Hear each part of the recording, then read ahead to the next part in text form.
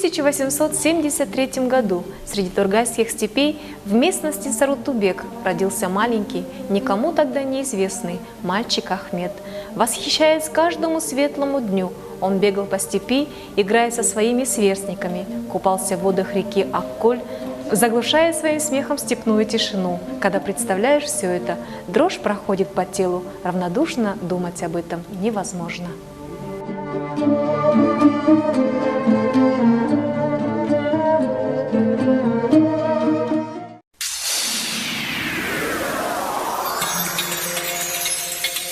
Ахаң ашқан қазақ мектебі, ахаң түлеген ана тілі, ахаң салған әдебиеттегі елшілдік ұраны, 40 мысал, маса, қазақ газетінің қан жылаған қазақ баласына істеген еңбегі, өнер білім саясат жолындағы қажымаған қайраты біз ұмытсақ та тарих ұмытпайтын істер болатын. Но большевики, главными аргументами которых всегда были сила и принуждение, постарались вычеркнуть из истории имя и заслуги Ахмета Байтурсынова, человека, который посвятил всю свою жизнь честному служению народу, объявили врагом народа, расстреляли, преследовали всех, кто его упоминал, но они не добились своего. Обвинение – это облако, которое тает. Истина – это солнце, которое не исчезает. Времена истины вернулись. Ұлт үшін күрескер еңбегі кейінгі ұрпаққа үлкен үлгі. Экспедиция мүшелеріне қазақтың ұлы перзентінің өскен жерін көру, басқан топырағымен жүру, ауасымен тыныс алу мүмкіндігі бұйырды.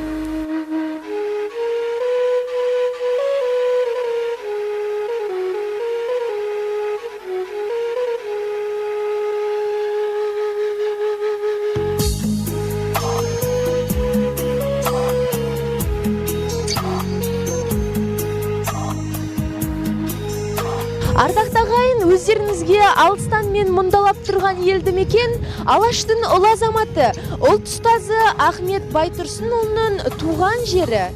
Вот он край, где родился национальный общественный деятель, выражавший нужды и чаяния своего народа, мечтавший о независимом будущем казахов, призывающий к свету знаний, культуре, великий учитель Ахмет Байтурсынов. Адамдық диқаншысы қырға шықтым, көл жоқ, көгал жоқ, қорға шықтым. Тұқымын адамдықтың шаштым ектім, көңілін көгертуге құл халықтың.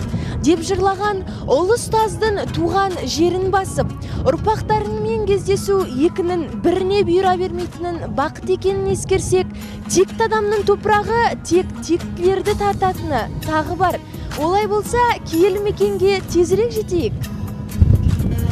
Экспедиция өз жұмысын Ахмет Байтурсынов рухына тағзым ету мақсатында ұлт көсемінің туған үйіне ат басын тіреді. Ахмет Байтурсынов атындағы бұл кеңшар өзіміздің Торғай облысындағы Южный совхозы Ақкөлге шомылған Ахметтің ерке көлі де Ақкөл кеңшары болып аталады бүгінде. Дом Ахмета Байтурсынова расположен в 7 километрах от села Акколь в местности Сарутубек. И мы приглашаем вас побывать там, где жил и вырос наш предок.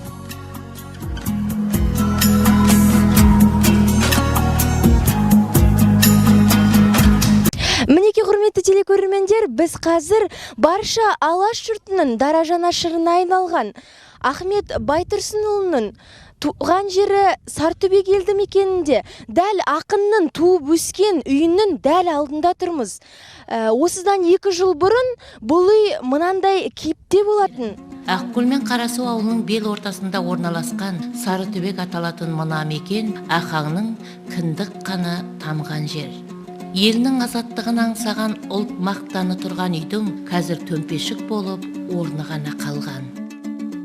Бұл жер, мынау үйдің орны, осы жерде 1870 жылдың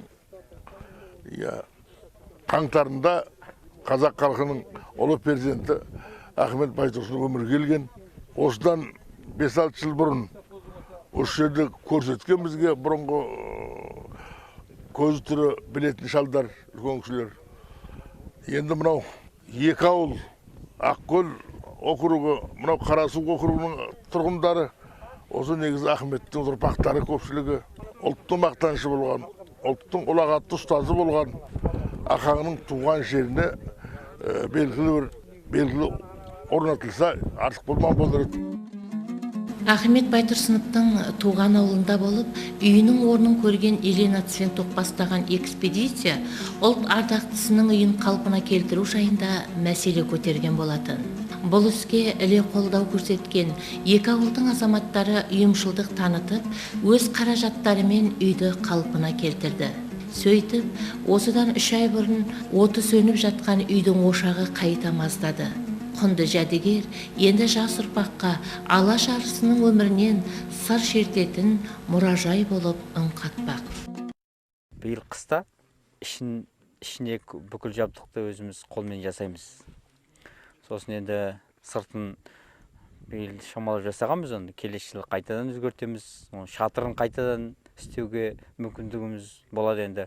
Оны енді Ахаң туған үйді енді біз енді көркейтеміз.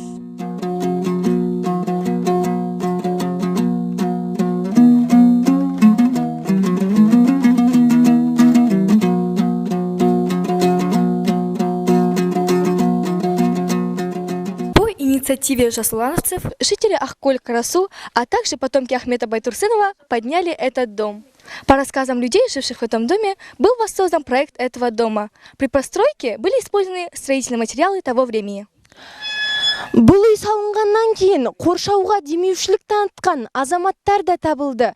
Бұл қоршауға демеушілік танытқан Ахмет атамыздың өзінің ұрпақтарының бірі жеке кәсіпкер Абыл Ерденов деген азамат. Мен Ахмет Байтұрсын ауылының тумасымын. Сол ауылға жыл сайын барып, сол жақта демалып қайтамыз жазда бала шағаларымызбен. Сосын бір барғанда ауылда үлкен кісілер жиналып, ағайындар жиналып, Ахмет Байтұрсыновтың туған үйін қайта тұрғызып, жөндеп атқанын көріп қайттым. Содан сол жерде жиналған кісілер ұсыныс жасады, сыртын мал тимес үшін қоршау керек деген сияқты. Сосын сол жылы барып, өзім осы жерде темір тесігін дайындап, барып қоршап қайттым. Әрине, әлде де қараймыз, барамыз, көреміз, егер көмек керек болатса, қолымыздан келгенше көмектесіп тұруға тұрам. Сол ауылдың тумасы болғаннан сол жерде өспегенге мен де ол біздің міндетіміз, әрине. Ахмет Байтұрсыновның туған үйін осы Аңсаған Қоңқабай атындағы орта мектебінің сынып оқушылары өздері жалпы күтімін мойындарына алған.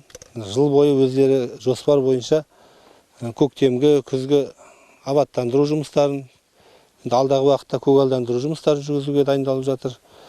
Мынау енді ұрпақтары аталарына еліктеп, сол кісінің жолымен жүргілері келіп, осы білімді болуға ұмтылуда алдағы уақытта да.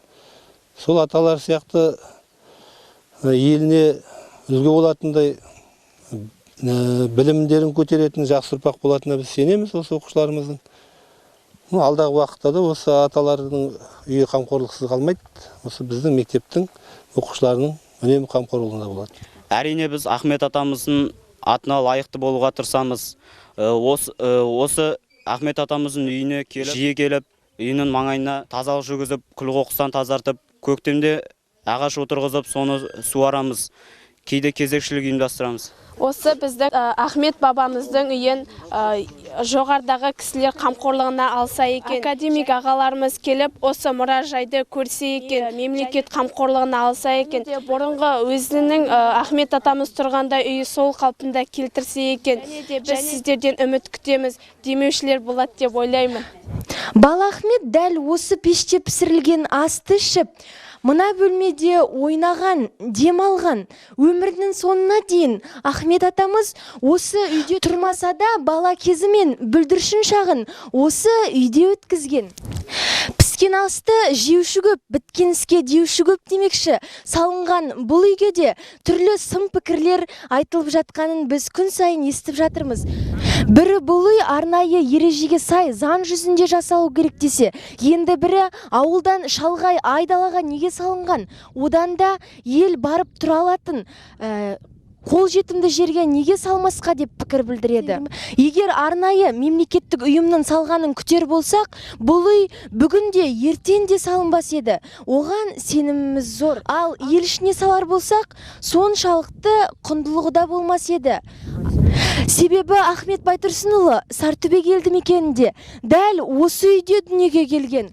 Үйді ауыстырсақ та тарихта ауыстыра алмайтынымыз ақиқат. Что бы мы ни говорили, для каждого казаха, да и не только для казаха, уважающего и ценящего труд Ахмета Байтурсынова, побывать в его отчим доме, безусловно, огромная мечта.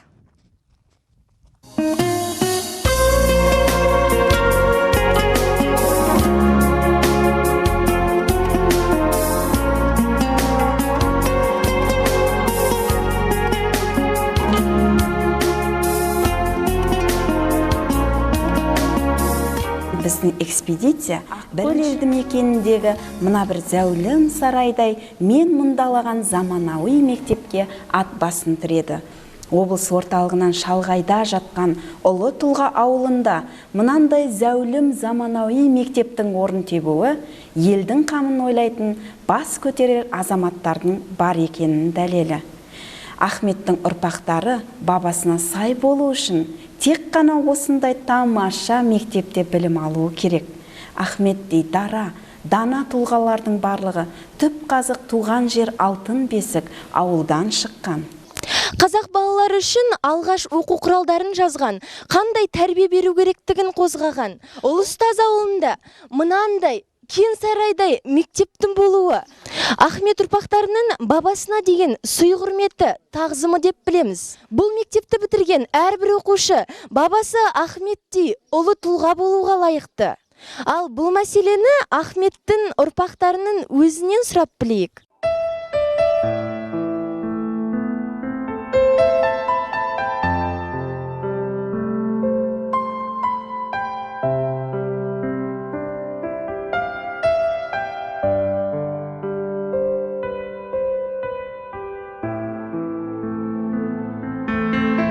Мен Ахмет бабамыздай дана ғалым боламын. Өскенде ата-анамның ғана емес, ауылдың да мақтанышы боламын. Сабағымды 5-ке оқып, тәрбиелі оқушы болам. Мен Ахмет Байтұрсыновтың ұрпағымын. Осы мектеп менің атамның атында аталған. Осы сәтті пайдаланып, мен Ахмет Байтұрсыновтың Жадовскаядан өлең үзінді жасаймын. Мінсіз таза меруерт, су түбінде жатады. Мінсіз таза асыл сөз, ой түбінде жатады. Су түбінде жатқан тас, шер тоқса шығады. Ой түбінде жатқан сөз, шер тоқса шығады. В школе Ансагана Кункабаева оборудована комната славы, где главный герой Ахмет Байтурсынов. Здесь можно найти книги, произведения и копии документов Ахмета. Комната славы играет большую роль в воспитании патриотизма среди подрастающего поколения. Сәлем достар, қандай керемет зәулім сарайлы мектеп десенші. Сондай құндылықтарға толы кітаптар, достар, осындай Ахмет аталардың мектептерінде оқығандарына сіздер мақтанатын шығарсыздар. Біз Ахмет атамыздың желесі болғанымызға өзімізді мақтаныш сезімі билейді. Әрбір жыл сайын өз еліміздің мақтанышы Ахмет Байтұрсыновтың туған жылына байланысты біздің мектебімізде 10 күндік байқаулар болады, және жыр мүшәйралары болады. Біз осы Ахмет Байтұрсыновтың жолын қуатын үлгілі де зиялы ұрпақ болып өсуге тырысамыз. Жан көрсеттім қазақ деген намысқа, жол сілтедім жақынға емес алысқа. Өзге жұрттар өрге қадам басқанда, дедім сен де қатарынан қалыспа. Бұл өлең шумақтары Ахмет атамыздың сол кездегі болашақтың арман артар азаматтарына аманаты болған. Аллаға шүкір, сол арманы Ахмет бабамыздың бүгінде жүзеге асып, тәуелсіз елімізде біз бейбіт өмір кешіп жатырмыз. Если бы в то время не появились люди, сорвавшие пелену с наших глаз, то нация казах была бы или нет, мы не знаем. И поэтому каждый из нас своим долгом считает вечно хранить в памяти именно тех, кто боролся и пожертвовал собой ради свободы казахского народа. Экспедиция жұмысын әрі қарай Жанкелді ауданы орталығы Торғай кеңшарына бас тіреді.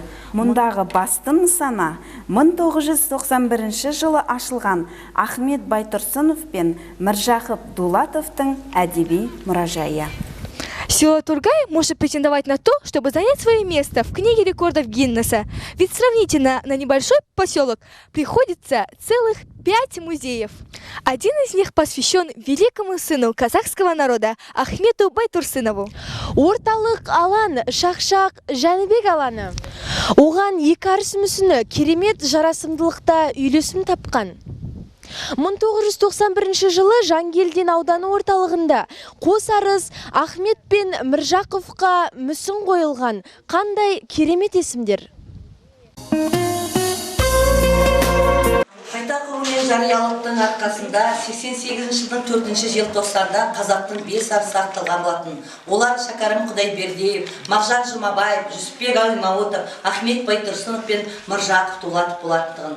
Осы 5 арыстың қос арысы Торғай елінің перзенттері Ахмет Байтұрсынұлы мен Міржақып Дулатовтың есімін мәңгі еске қалдыру мақсатында Торғай ауданының жұртшылығы осы кісілердің құрметіне 91 жылы Ақан Жақан күндері өтіп республика көлемінде өз қаражатымен Ахмет Байтұрсынұлы мен Міржақып Дулатовтың әдеби мұражайын ашқан болатын. Әр келген көрерменнің көкейінде мынандай бір сұрақ тұрады. Бұл кісілер кім еді? Не үшін Торғай халқы өз қаражаттарымен осындай мұражай салды деген сұраққа былай деп жауап беретініміз. Ахмет Байтұрсынұлы аса көрнекті қазақтың ақыны, журналисті, қоғам қайраткері, қазақтың тұлғасы, кешегі жеке басқа қабылдаушылардың құрбаны болып, 37 жылы халық жауы деген атпен атылып кеткен болатын. Екінші сұрағымызды Міржақып Дулатұлына қоятын болсақ, Оян қазақ деп ұран салған тамаша жазушы 28 жылдың аяғында тұтқындалып, 10 жылға сотталып, Соловецкий лагерінде қайтыс болған. Сондай-ақ біздің мұражайда тұрған мына бір қаралы жылдар кешегі кеңес дәуірі кезінде елдің маңдайына біткен зобалаң кезеңдер болатын. Оның бірі 1929 жылы елді Голощекин билеген кезде қазақ зиялыларының бәрі ұлтшыл, Қазақстанда революция болмады деген кезінде 29 зиялы қауымды темір тордың ар жағына қамай бастағанда нөмірі 1-ші халық жауы болып Архангельск түрмесіне ақталған біздің Ахмет Байтұрсынов атамыз болатындығын. Одан кейінгі ел маңдайына біткен қаралы жылдардың бірі 1932 жыл. Бұл Қазақстан бойынша нәубет кезеңдерді. Торғай тарихына тоқталатын болса, Торғай ауданында 17 ауыл совет болса, нөмір 2-ші Аққым ауылы 32 жылғаштықта бір ауыл болып қырылып қалғандығын айтқым келеді. 1937 жыл. Репрессия кезеңдері. Жеке басқа табынушыларында да Сталиндік репрессия кезінде мынау темір тордың ар жағынан жазықсыз жандардың қандары тамшылай түрде келіп, қазақта жақсы бір сөз бар. Бәрінде уақыт көрсетеді, уақыт өзі емші дегенден кейін 57 жыл уақыт өткеннен кейін мына қара түнек ашылып, ақ жол пайда болады. Ол Ахмет Байтұрсынов пен Міржақып Дулатовтың залына қарай барамыз. Ахмет Байтұрсыновтың өз сөзімен айтсақ, тән көмілер көмілмес еткен ісім, ойлайтындар мен емес бір күнгісін, жұрт ұқпаса ақпасын жабықпаймын, ел бүгіншіл, менікі ертеңгі үшін дегендей ақ. Мына 4 сөре Ахмет Байтұрсыновтың кім екендігіне. Ахмет Байтурсынов обучался грамоте у аульных мул. Родственники отдали его в Тургайское двухклассное русско-казахское училище. Окончив его, Ахмет Байтурсынов отправляется в Оренбург для продолжения образования и поступает в 4-летнюю учительскую школу, основанную просветителем Ибраем Алтансариным. В Оренбурге он испытывал большие финансовые трудности, но все же окончил школу в 1895 году. Основная часть музея посвящена Ахмету Байтурсынову и его соратнику Міржақыпу Дулатову. На первом стенде информация и оригиналы документов, полученных Ахметом по окончании учебных учреждений. Сол кезде елге оралу мақсатында қаржы сұрап оқу ағытыр бөліміне жазған хатында бұл Орынбордан Торғайға қаржы сұрағанда хатымен бірге Ахмет Байтұрсыновтың 1916 жылғы Уфа қаласындағы Ғалия медресеті шәкірттерінің арасында түскен фотосуретті көріп отырсыздар. Екінші сөреден біз Ахмет Байтұрсыновын ақын, аудармашы және публицист ретінде танимыз. Ахмет Байтұрсыновтың ақындыққа алып келген туған еліне деген, халқына деген сүйіспеншілікші болса керек. Сондықтан да болу аяғы ұзын сары маса болып ызыңдап, халқымды оятам деп кітабының символын маса деп қойғандағы маса кітабын көріп отырсыздар. Бұл кісі аудармашы десек, ол кісі Крыловтың 40 мысалын аудара отырып, өзінің түйін бір шумақ өлеңін жазып отырғандағы 1909 жылы Санкт-Петербургтан шыққан 40 мысал кітабын көріп отырсыздар. Мұндағы Ахмет Байтұрсыновтың 7 кітабы патша үкіметі кезінде киізге оратылып, жер астында сақталған. Репрессия құрбандары ақталғаннан кейін Байтұрсыновтың туыстары бұл кітаптарды мұражайға келіп тапсырған. Бұл тарихи құндылық болып табылатын 7 кітаптың 7-еуі де түпнұсқа болып табылады. Экспонаты музея рассказывают о жизни и деятельности выдающегося человека. В музее представлены его личные вещи. Представлены книги, имеющие огромную ценность, а также копии исторических документов. Қазіргі таңда біздің мұражайдан орын алған Ахмет Байтұрсыновтың тұтынған заттары жәдігерлер қалды. Бұл біздің мәдени мұрамыздың белгісі деп айтамыз. Мына тұрған патефон Ахмет атамызды біз ақын, жазушы, ғалым, маман ретімен қатар композитор болғандығының, ол кісі музыканы қатты сүйгендігі, пианинода, скрипкада жақсы ойнағандығы, сондағы өзінің тұтынған патефонның қызы Шолпанның біздің мұражайдың директоры Ғазиз Әмірхановтың арнайы Алматыдан алып келген жәдігерін көріп отырсыздар. Одан кейінгі туыс-туғандарынан әкелген Самат деген баланы мынау креслосын көрсіздер, диван 2 адамдық ағаш диванды көрсіздер. Сол тұстағы Ахметтің өзінің пайдаланған шифонерін көрсіздер, ағаш шифонерін. Бәрі де бір ғасырда өткен, бір заманда тұтынған заттары. Ахмет атамыздың тағы да Алматыдан әкелген дүниелердің бірі мынау сағатын көріп отырсыздар. Бәрі де баға жетпес құнды затқа айналғандығы. Одан кейінгі ауылдағы туыс-туғандарынан келгенде, елге келгенде бізге сыйлаған заттары бірі мынау кітап жинайтын шкабымен қатар өзінің пайдаланғандығы Шолпан апамыздың ақталды дегенде 89 жылғы берген жезлегені. Ахмет Байтұрсыновтың қоғамдық саяси қызметінің ең құнарлы шағы 1913 жылдан бастау алған. Осы жылдары ол өзінің ең сенімді достары Әлихан Бөкейханов және Міржақып Дулатовпен, сондай-ақ қалың қазақ зиялыларының қолдауына сүйеніп, тұңғыш қазақ газетін шығарды. Через газету «Казах» среди казахского народа пропагандируется идея массового овладения культурой и знаниями. Распространяется информация среди народных масс о политических действиях в стране. Здесь для молодого поколения собраны копии газеты «Казах» на арабском языке.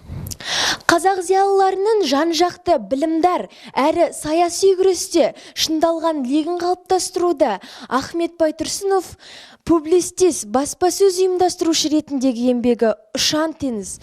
Ол қазақ ғылымы тарихында тұңғыш әліппе жасап, жаңа үлгі ұсынған реформатор. Короткая жизнь Ахмета Байтурсынова равносильна подвигу.